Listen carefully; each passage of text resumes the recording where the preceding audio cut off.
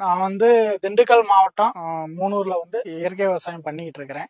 என் பேர் வந்து மதியழகன். 6 இயர்ஸ்க்கு மேல நான் பண்ணிட்டு இருக்கிறேன். நான் வந்து வெஜிடேபிள், நெல்லு, மெயினா வந்து ஆனியன், கத்திரி, மிளகாய், பீட்ரூட் இது மட்டும் பண்ணிட்டு இருக்கிறேன்.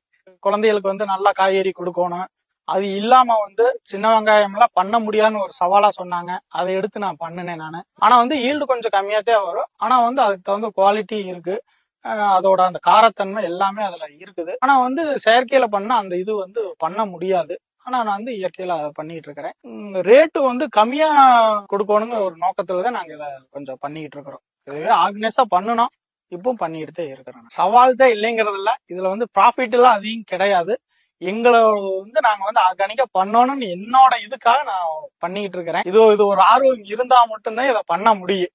ஒருத்தர் சொல்லியே இதை பண்ண முடியாது.